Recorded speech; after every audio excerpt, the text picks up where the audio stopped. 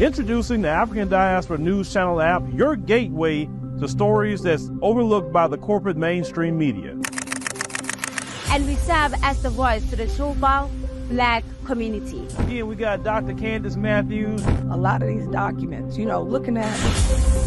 We are committed to informing and educating through the power of media. This country is supposed to be about the land of the free for all. It has not been free for Black people, and we are tired. With our platform, we're helping to end injustice by exposing it. Join us in standing for excellence in journalism and serving our community. Download the African Diaspora News app today. The Puebla International Literature Festival in Mexico, an annual event dedicated to celebrating literature and promoting cultural exchange, has resigned South Africa's designation as the country in focus for the 2024 festival. Hello, my name is Reneilwe Morema, and I am your host right here on the African Diaspora News channel, reporting live from Johannesburg, South Africa. The festival has started to withdraw invitation it has given out to South African authors. This follows a controversy over the withdrawal of Miss South Africa finalist Chidimma Adetshina, who has been the subject of xenophobia on social media, with many, including cabinet ministers, questioning her citizenship. Organizers of the festival, who also withdrew invitations that had been extended to South African authors, cited recent developments that deeply troubled the African community. In the letter released by the festival's organizers, it reads, "It is with a sense of sadness that we acknowledge the distressing events in South Africa, where the apparatuses of the state, coupled with the troubling silence of many within the cultural sphere, have enabled a climate of mob rule. This has led to the victimization of Chidimma Adetshina, her family, and members of immigrant communities in South Africa, thus undermining the very principles of justice, equality, and human dignity that literature seeks to uphold." Festival director Ikenna Oke said in this letter.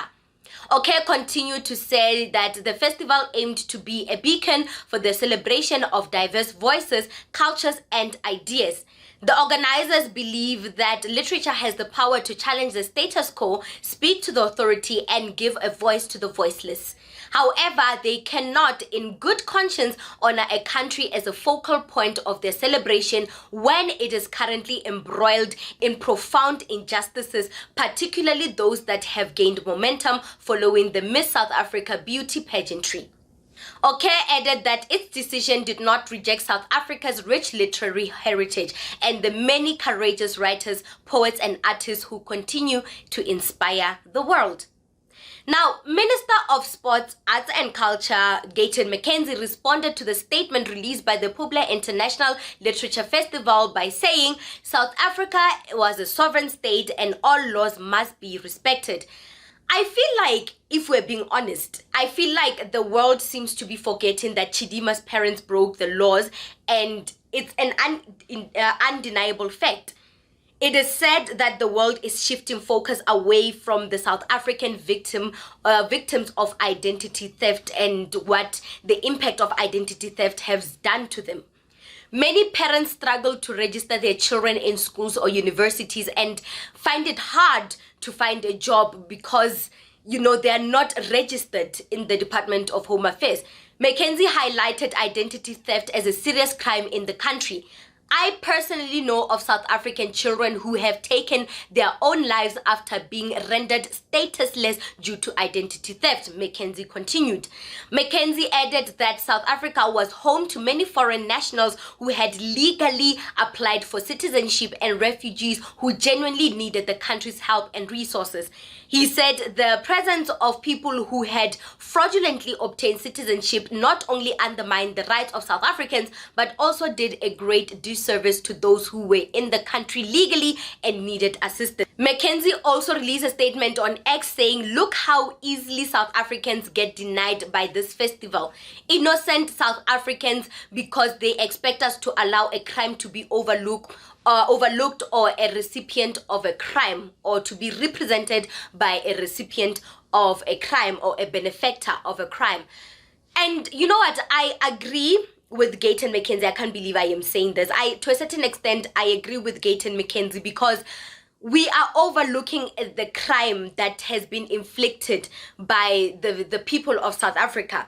A lot of people can't be registered at varsities and get jobs because they don't have a citizenship. They couldn't be registered because of this theft.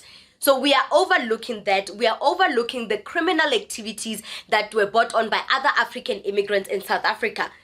But we are quick to judge South Africans for standing up to for their own country. I can't. It's a double standard for me. Yes, the way Miss Adetshina was treated on X was uncalled for, because I am sure she did not commit this crime. It is her mother that should be bearing the brunt of our wrath. But at the end of the day, yes, a crime is a crime.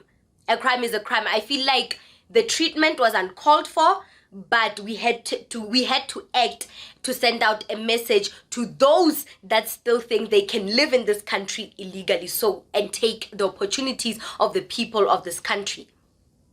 What do you think about this segment? Comment to us in the comment section below. Don't forget to like and share the broadcast. Subscribe to our YouTube channel. Hit that notification bell so you don't miss these groundbreaking conversations right here on the African Diaspora.